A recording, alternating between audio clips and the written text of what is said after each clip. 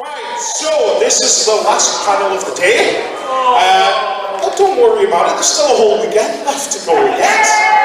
Plenty of time, plenty of time. So what we wanted to do here, who was here earlier on for the writing panel? Hey. Yeah? Did you all enjoy it? Yeah? So we thought, let's springboard off the writing panel. We know how scripts are written, it's a very complicated thing. But there's another step to animation, and that's bringing the characters to life. And to do that, it requires showrunners, scriptwriters, and actors. So what we thought would be a really good idea is to get some showrunners together, some writers together, and some actors together to talk about bringing the character to life. So please welcome to the stage Nicole DeBeck, Brian Holsfield, Lindsay Russo, and Gary Shaw.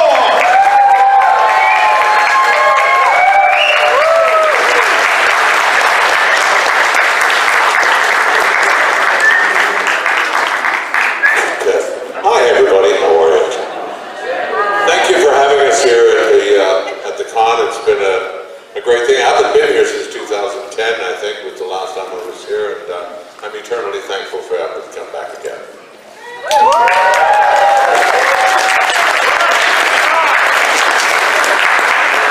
Right, okay, so where do we start with this? This is going to be a really interesting one. Nicole, Brian, earlier on we talked about writing a script. I have one question that we didn't get to in that panel, which I think perfectly starts this process. When you're writing, when does the voice first become important to you? Immediately. Nicole and I both started as actors as well. I don't know if you guys knew that, but we both started as actors as well.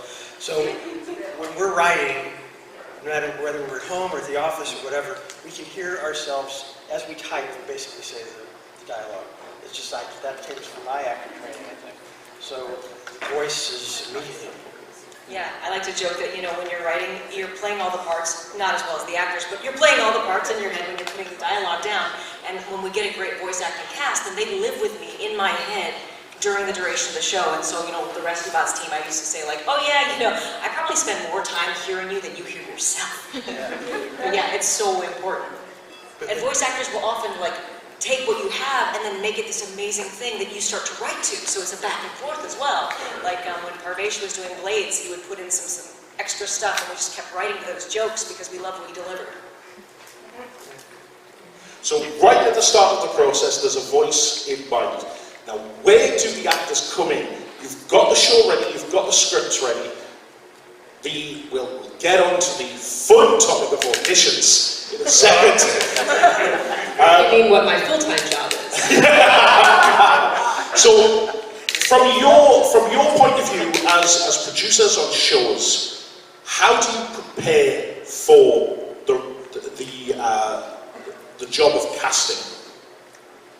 We write sides. We write basically a page or a page and a half of dialogue for this character, and we try to have each block of dialogue showcase a different trait of the character. So you want to see if the person that you're casting can do a dramatic scene or a comic scene or what they sound like in action.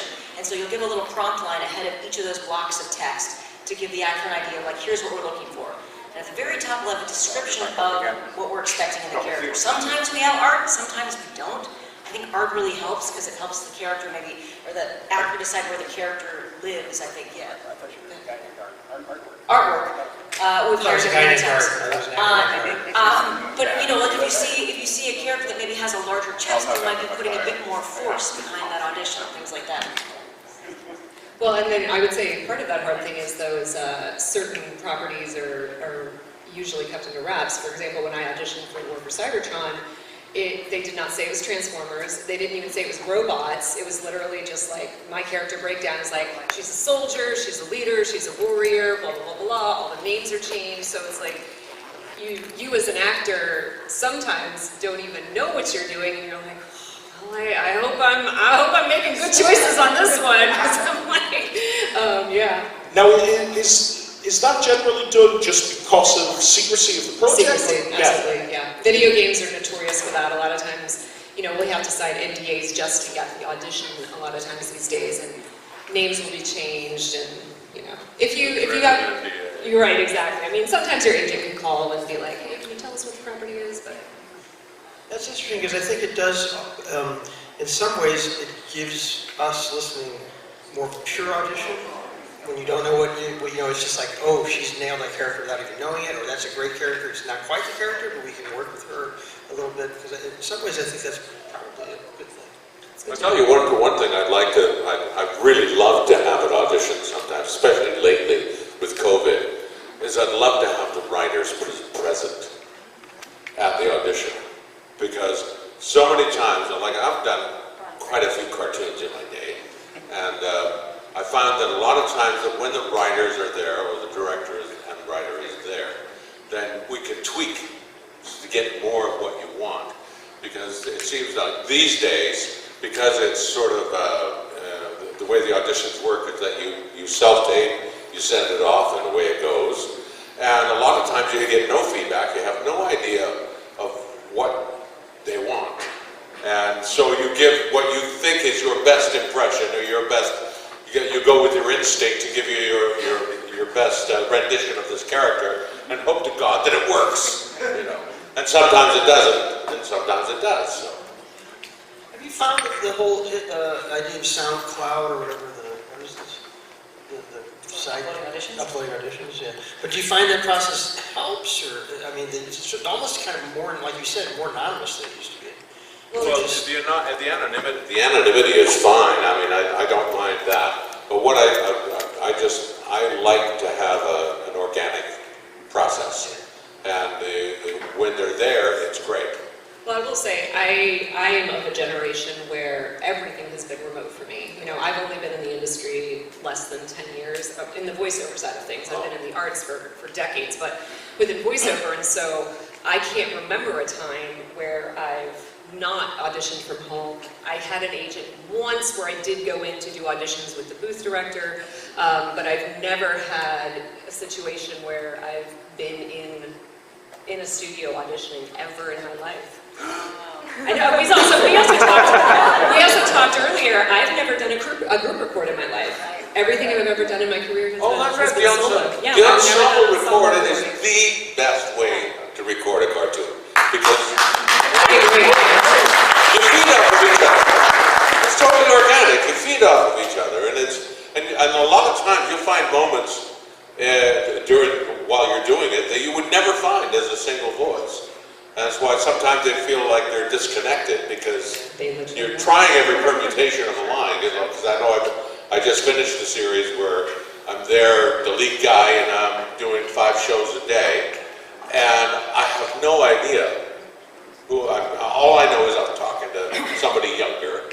So I try about 3 or 4 different variations on a line, and hopefully one of them will match. But I will say that's where the importance of the writers and the directors and the showrunners come in, is because they're there to give you that context, to give, you know, maybe they can't read the counter line the way that the actor would, but they, you know, and that's what makes a great director and showrunner, is they can give you all of those elements even if you're acting by yourself.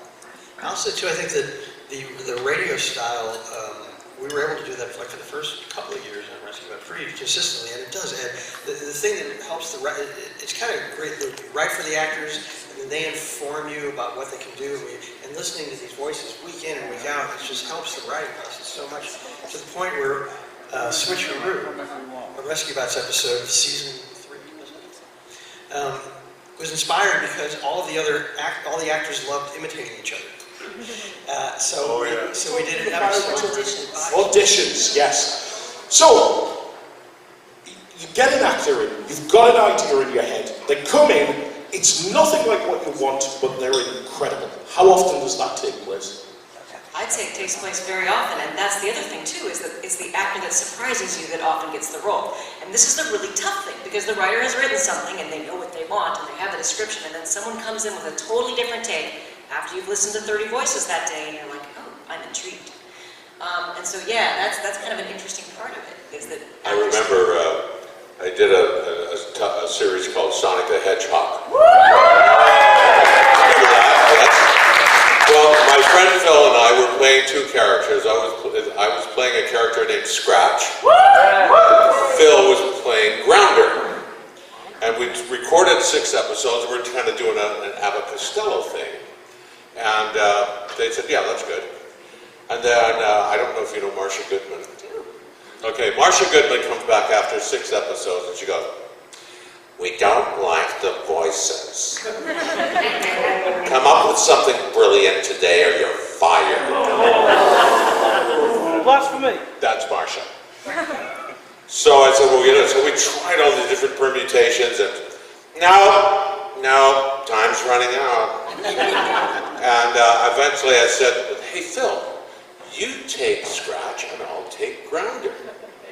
And so we did that and went, "I'm not stupid, I just left my head for a moment. Dr. Robotnik's gonna kill us." And they go, "Of course he is!" And so they changed the voices and they went back and they said, "They're brilliant, we love it." And so they kept it for the series. It was very popular.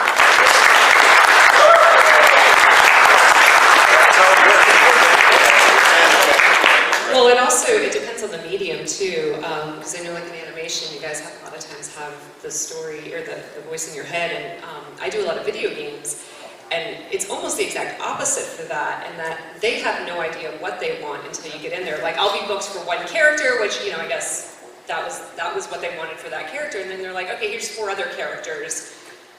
Great, is there an accent, you know, and then sometimes it's like, okay, yeah, they're from this part of the game, so it's going to be this accent, and they're like, a little higher, can you add a little more grit? So a lot of times it's finding it out in the room as well, what that voice is ultimately going to be. That's funny, because I was thinking like on Rescue Bots, most people use their regular voices, even though they're playing, except for LeVar. He's really the only one who wasn't. I have that conversation with people all the time. They're like, well, what voices do you do? And I'm like, well, 90% of what I do is my voice, maybe slightly pitched down, slightly pitched up. And obviously with Transformers, they'll add a little bit of processing to it to give it that robotic feel. But so much of what you do is just, it's you. And that's why we always say it's the acting. It's the acting that comes first. Yeah. So how many out here are actually interested in doing voice work? Oh, so lots. There's lots of it. It's so much fun, but just, you know, because we're talking about voicing and creating voices. The first thing about voice acting is the acting part. Because whether you like it or not, the physical, emotional, geographical intent of your character has to be absolutely clear. So it's kind of like the purest form of acting, because they draw around your voice, and you have to bring all that stuff, all that physicality, all the distance between characters and whatnot. And, you know, people go, well, you can change all these, there's all these different voices you can use, but you know what? Every one of you's got 12 voices in your head. You just have to know where to place that voice. And you can, and the possibilities are limitless. And I remember, you know, Sue Blue. Well, Sue Blue, she showed us this wonderful thing of how you can use your own voice in different ways through different resonators and come up with different characters. And it went like this, and go, well, sometimes you start at the top of your head, then you go into your eyes, take that voice and put it into your nose, then the front of your mouth, the middle of your mouth, and the back of your throat, and down into your chest. And you never have to change your pitch or your tone, you're just changing the resonator, which gives you a different voice. Now you add a little bit of gravel to here, up here into the throat, to the middle of your mouth, the front of your teeth, in through your nose, your eyes, and the top of your head.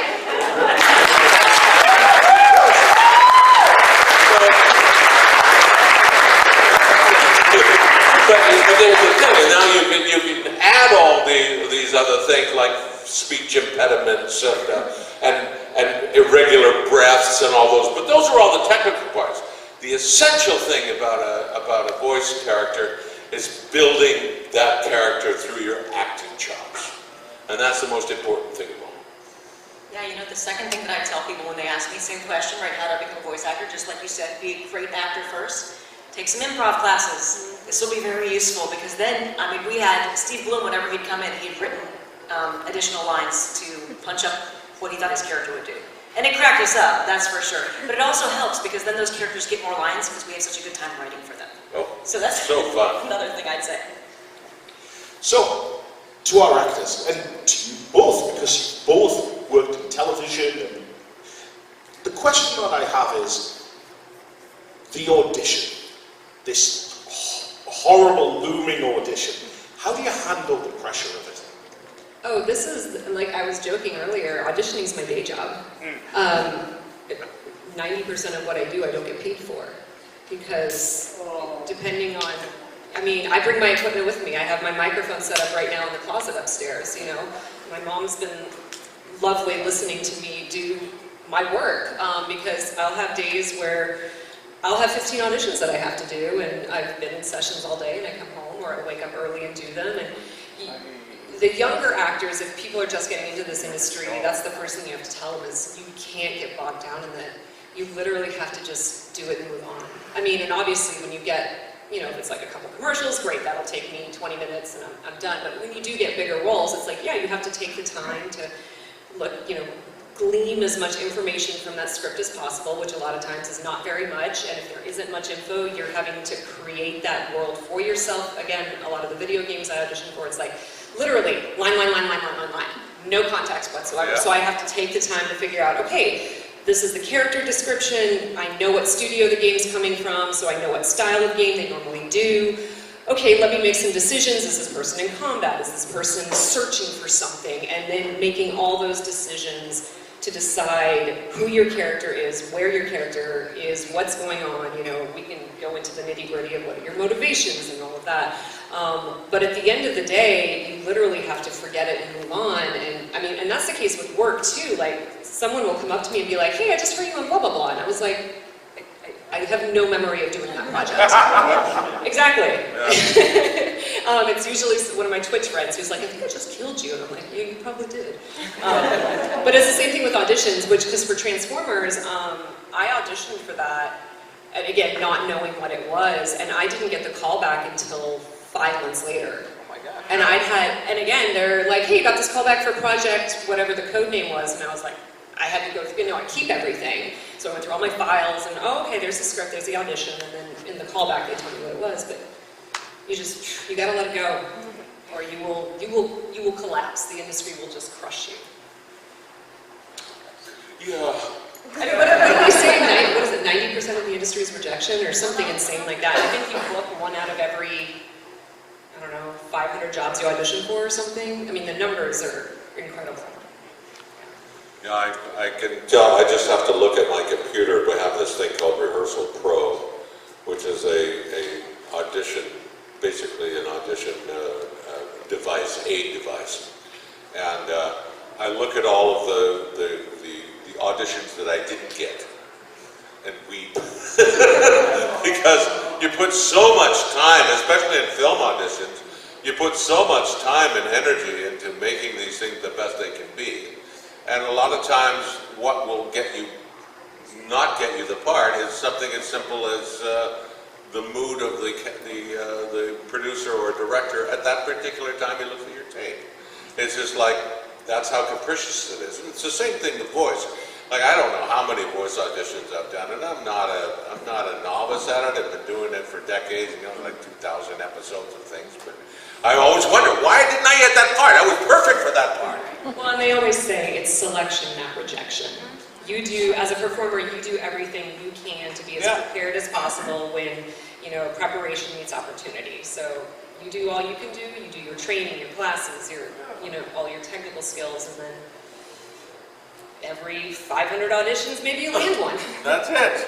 And we're building a vocal tapestry with our cast, right? So your voice may be amazing and beautiful, and it unfortunately is in the same pocket as other characters, so we can't put you side by side. That's the frustrating thing, is like, you know, as you said, there are a lot of reasons for why people don't get roles, and they're not fair. No. I remember reading an article about Meg Ryan, was it City of Joy, or some movie she did back in the 90s, and production specifically told casting they were not allowed to cast any other blondes because they didn't want anyone's hair competing with Meg Ryan's. So literally, you just eliminated all those actresses solely because they had blonde hair. I'll tell you a great audition story. I was working on a miniseries once many years ago, and they were casting a lawyer, and it was all of these A-list actors from Toronto. And they had all these audition tapes side by side, and the producer was looking at them, and they were all good, because I was sitting there in the video village looking at them. And he goes, they're all good. Every single one of these guys is great. Who are you going to pick? He says, I don't know. And the producer called over his wife and said, honey, come over here, have a look at these. And so she looked at all the tapes. She said, oh, they're all wonderful, but you know, I really love that yellow tie. And that guy got the job. That's interesting. That blew my mind. One of the reasons I left acting was when I first moved to LA. I really didn't have much idea of being an actor. I wanted to be a writer, but I had been acting and working in theater and took a class with a friend of mine and started going to auditions. And I went to an audition once for, I think it was for commercial, and I do the thing, and they confer, and then the guy says to me, those clothes you're wearing, do you own those clothes, or are those your clothes? Yes. I said, would you rent us those clothes? So they didn't want me, but they wanted what I was wearing. And I was I had something similar happen, not with clothing, but I went in for an on-camera audition for, I don't even know what it was for, but like you said, you know, make the script your own, add buttons, change things up. And the script was not well written. And I have a writing background, and so I changed it up a little bit. And then, I think it was a commercial, and then the commercial came out, and they used all the copy that I had done. And I was like, am I gonna get residual check for writing credits for this? So I was like, I learned that the hard way. I was like, because I should have known at the end of the audition, they're like, hey, can we have a copy of your script? Oh my God. And I was like, Oh, never leave the written material. never leave the written material. Wow. It's just amazing how stupid this industry is. Everybody still remembers that.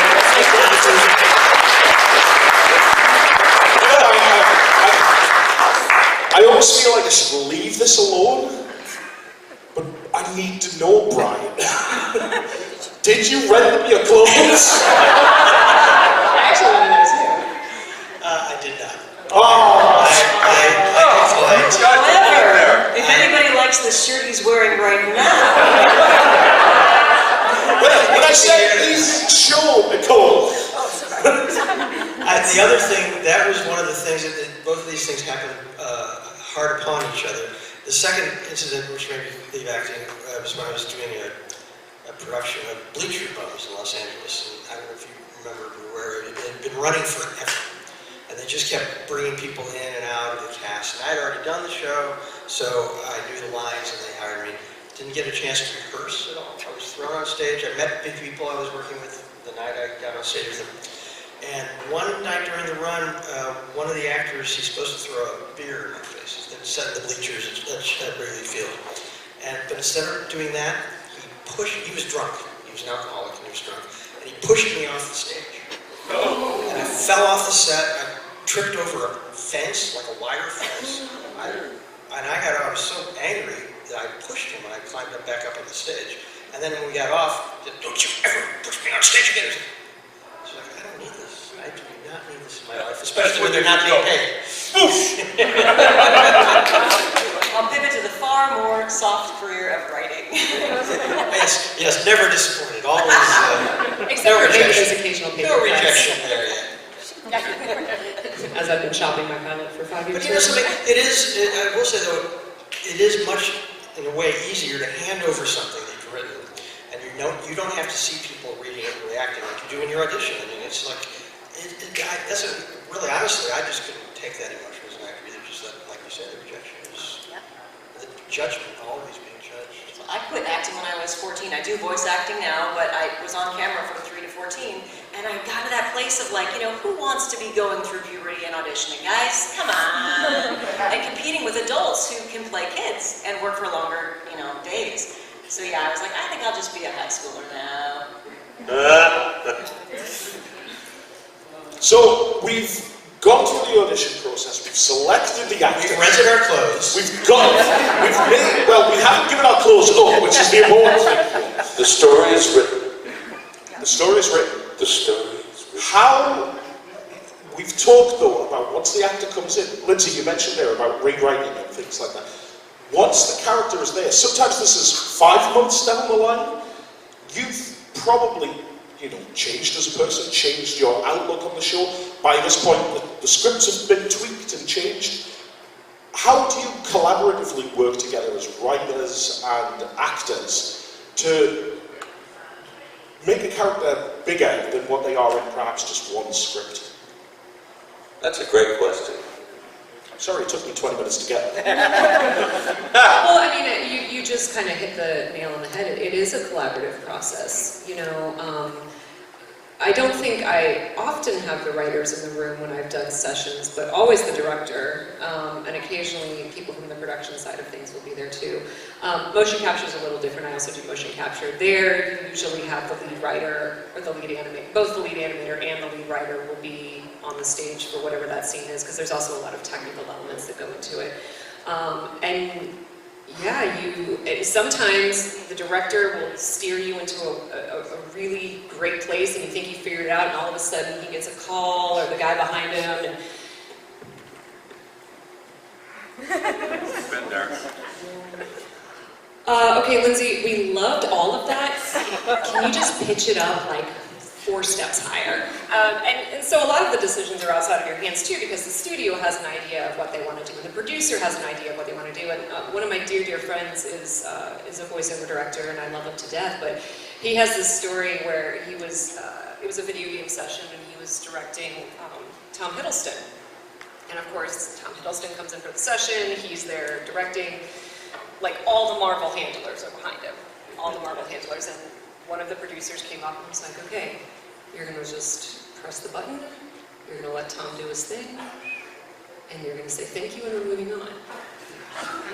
That is not who my friend is. But, so Tom gives, anyway, he was playing Loki, so it's a character move. So he goes in, he gives a read. And gives the read again, and it wasn't locking in, and my friend looks, he's like, all right, well, I'm about to get fired. But he leaned in, he pressed that talk back button, gave him a note. There was this like dramatic pause as Tom just looks at it. And then he's like, oh yeah, I really love that. So he does the read again, and he's like, was that good? Was that good? But it's like, just my point being is that there's so many things that are even out of your control as a showrunner, as a writer, as an actor, that all go into creating the character you finally see or hear, you know, when you're watching the show. I think, you know, most actors who are worth their salt, that's what they do. They want guidance. Exactly. They want what please. is good, is bad, you know, they want that. Very rare that we work with people that do not do that, but we have. And we will not name We names. will not name Don't They're out name there. names. I know one. But to your point, and we said this earlier, I can't stress this enough, it was just such a satisfying process, listening to the actors and going back and writing a script and taking what they had given you, giving more back, and just over the years the characters just became so complex because of that. And the actors were so good. And we discovered we hired a couple of new people who never had like big jobs before. And they all, the great thing about the cast was they all encouraged each other. The old timers were very supportive and taught the young kids, and it was just a really great experience. But our boy who played, we started as a boy, Cody, Ilan Garfias, was about maybe 11 when he started or so. And just a really good actor, just a good kid actor. He was so believable, and he just rooted that character, and just really made the whole show. And his voice, of course, started changing.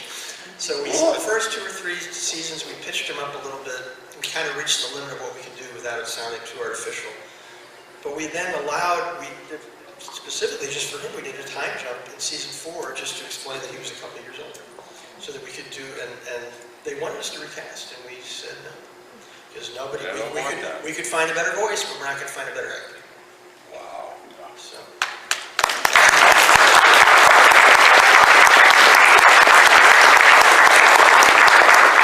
So there was something, Lindsay, you touched on beforehand, and I think we sort of just glazed over it a little bit, but I think it's very important for anybody who is wanting to get into this profession, specifically improvisation.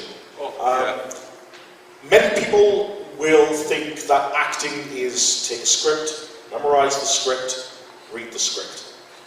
And that is one form of acting, but improvisation is a specific set of skills. I was wondering if you could just talk a little bit about that and how it pertains to the audition process. Well, It's crucial for, and I would say, commercials. Like, I think I improv more in commercials than I do in some of the other stuff I do. I will say, sometimes you do have to start really knowing who people are, because I definitely had scripts that the breakdown is like, do not add a button, do not, because some writers don't want their stuff changed. You know, if I get a McDonald's spot, great, nope, don't touch the writing, it's gone through legal, they don't want it touched. But then you get some other stuff, or, you know, especially with video games, because I've been in the industry for so long, I know how the writers think, and I'm like, okay, they're fine if I, you know, add spec and stuff like that. Animation, if you see who the casting director is or something, you can be like, okay, this person definitely loves it when I improv, this person doesn't. But it's so crucial, and improv doesn't mean you're not rewriting the script. These guys, they do a great job giving us this amazing script. It's usually just adding life to it, like you know, adding little sounds at the beginning or the end. That still is considered improv to help bring the light, you know, bring the line to life. Or, like they love to say, make it your own. So if something's written a certain way and you're like, well, if I say it this way, it's still the same line, but you've just tweaked it to make it more, quote unquote, conversational or more in line with how the character would talk, at least in your opinion. Yeah. How many people here watched Reboot? Watch Reboot? Remember Hack and Slash? Yeah. Well, half of Hack and Slash dialogue in the entire series almost is improv. And they would have us read the script as written, and then they'd say, okay, do something with it. And it would do crazy things like, you touch me. No, I didn't. You touch me, I told you, touch me. Hold me, it's getting dark and scary. That's not it. I like that, okay, keep that. And then they would, you know, you'd write these scenes in that were just like verging on the dangerous. But the more verging on dangerous it was, the better they liked it. So if when you watch Reboot, when you hear, fly little one, be free, that wasn't in the script. So you'll see a lot of stuff that's not in the script. So improv is an important skill. And I think you could do well with it, because what happens is, when you put things into your own words, a lot of times it's more comfortable for you as an actor without changing story point or anything like that. So if you put a line together that's comfortable for you, then it's more natural for you. Because if you're, I don't know if you remember this, but pardon the expression, shitty scripts are really hard to memorize. They're just hard because they don't make sense logically and emotional. The dynamics of them don't make sense. And so, and a lot of times you'll look at the script and you go, what the hell is this?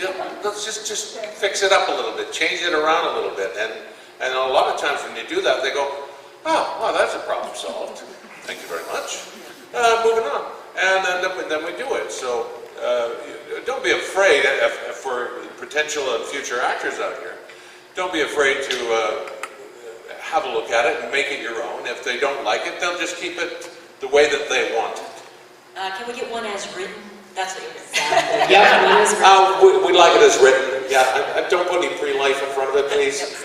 Oh, don't make that a contraction. I get that a lot, because I'll contract things to make them more conversational. And this is more with like some commercial or narration copy. They're like, ooh, legal doesn't want us to contract that. And I'm like, okay, great. Doesn't. I was like, I'm just trying to make it whatever you want. Commercials have gone all wonky.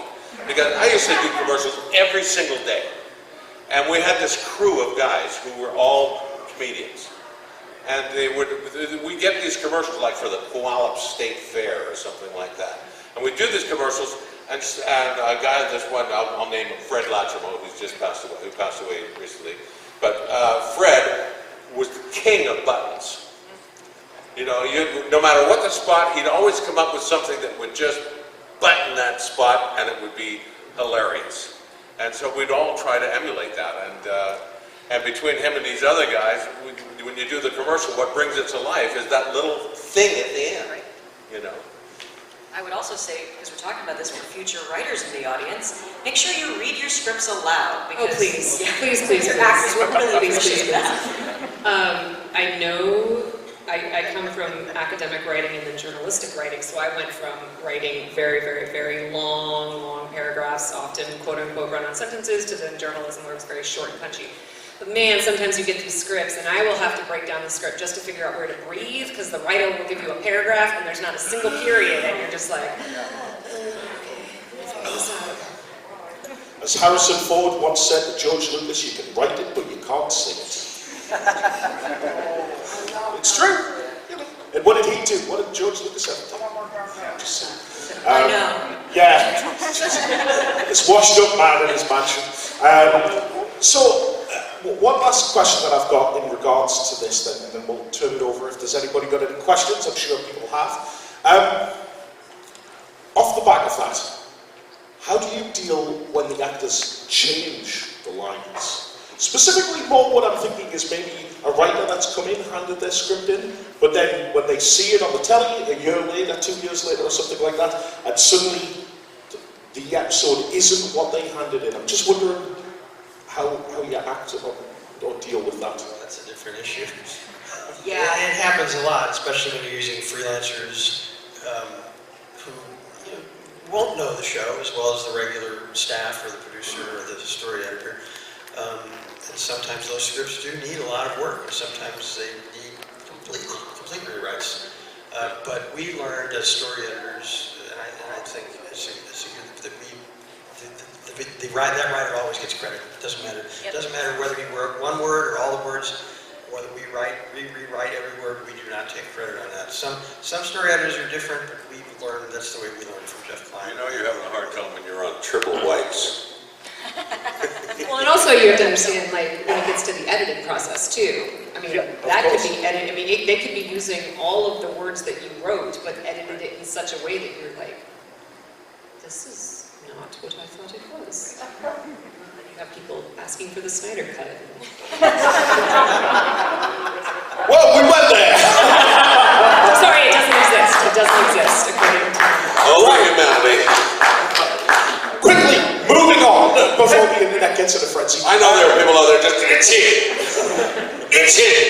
Do we have any questions from the audience? Yes, we've got a couple of, we've got hands all around here. Okay, I see a mic being handed out. So, Microphone man. microphone is definitely on. So, the question I have for the script writers, I'm thinking about Doctor Who as an example, which I'm sure you'll be familiar with. In Doctor Who, the script writers, I guess, have that luxury that when Doctor Who decides to change, you can change the character of the individual. But if you have a situation where the character has to be there continuously and contractually they're no longer available to you, what do you do with the character? Because you need to find another actor to fill that role, but do you mentally still treat the character the same way that they are? How do you deal with that situation?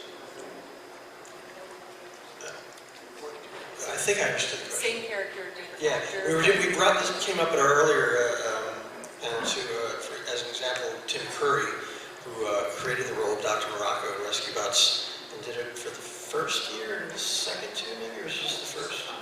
And then he became ill. He had a stroke and couldn't work for a while. And we recast it. We tried to do a voice match, but there's no voice match for Tim Curry. So eventually we kind of like just said, make it your own. Don't feel like you have to imitate him exactly.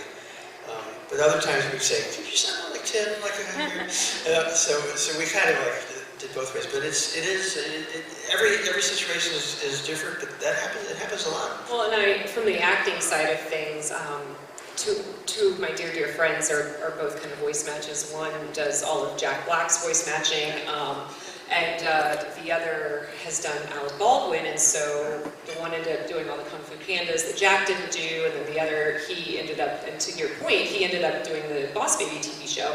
Well, they brought in an actor who was a spot-on voice match for Alec Baldwin for Boss Baby, but he just didn't have the acting that they needed, and they ended up replacing him with my friend who didn't quite have as perfect a voice match, but he had the acting for it, better for the character.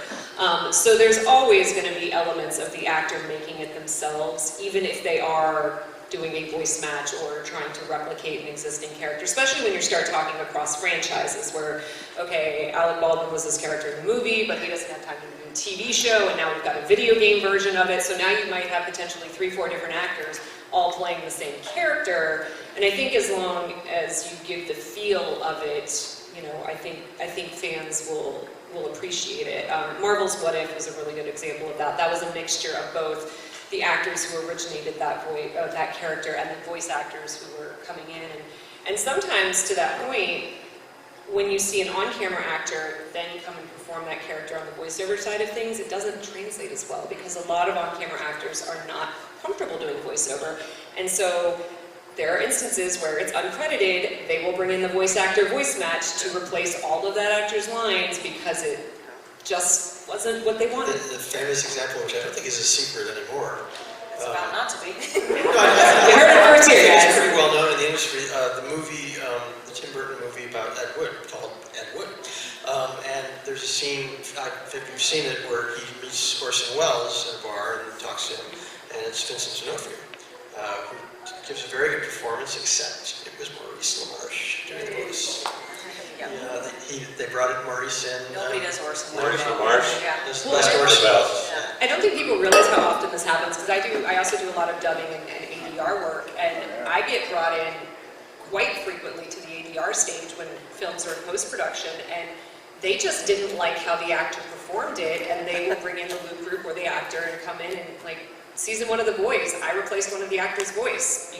I can't tell you which one, but they just didn't like the person's, and I wasn't the only one. Like, there was 2 other actors there who were replacing 2 other voices because they just, and after the edit, didn't like the performance. So they bring someone in, and so those actors aren't going to know until the show comes out, and they're like, I did something that was an unforgivable sin today. But years ago, I was doing a movie, or I wasn't doing a movie. There was a movie. What the hell was it called? I can't remember. But they asked me to come in and loop a First Nations guy because they didn't like his acting. They didn't like his voice. So, but they wanted a First Nations voice. So I gave him the First Nations voice. And then I met the actor.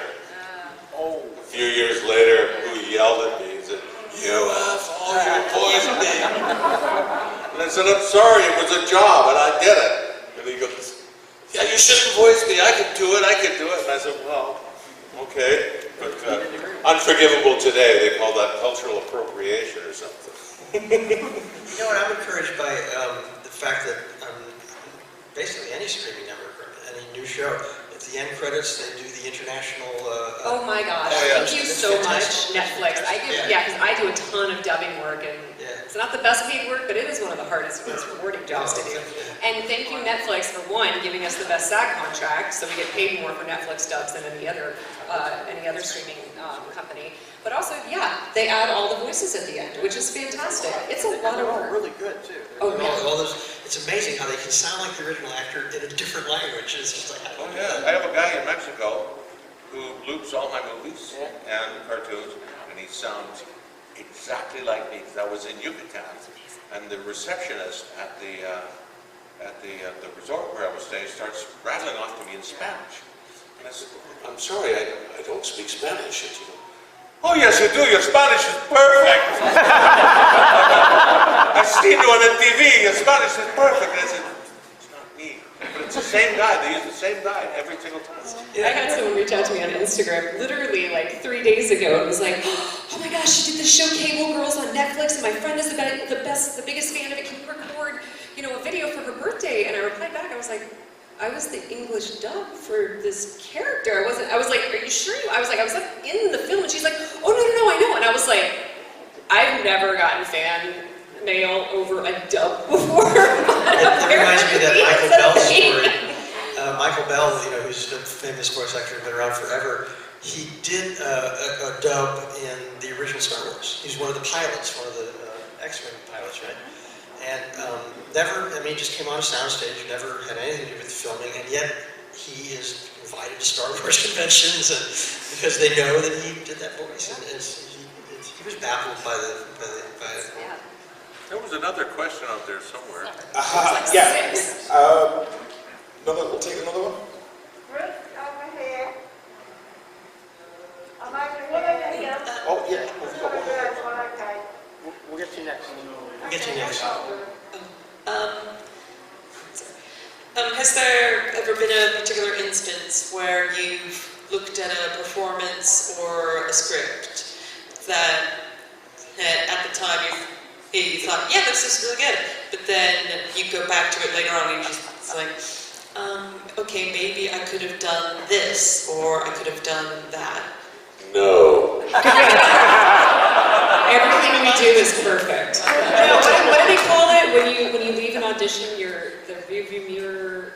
There's some word for it. Like every time, like if you do an in-person audition, as you're driving away, You go, oh yeah, you're like, oh I could've Jesus, done why this, didn't I do this, that? This, and this. No, and that's where we talked about earlier. You have to just forget it and move on, because you will sit there for hours or days or whatever and just second guess yourself.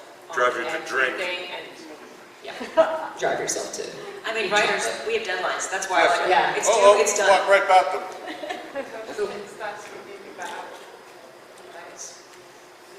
Hello, thank you very much for coming to see us. And by the way, what you said about improv really resonated with me. I do improv myself. It totally rocks. It's worth doing it. Yeah, we do it. It's worth doing it, guys.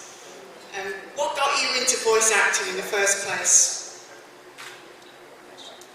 What got you got you into voice? Okay, you probably have a much longer story than I do.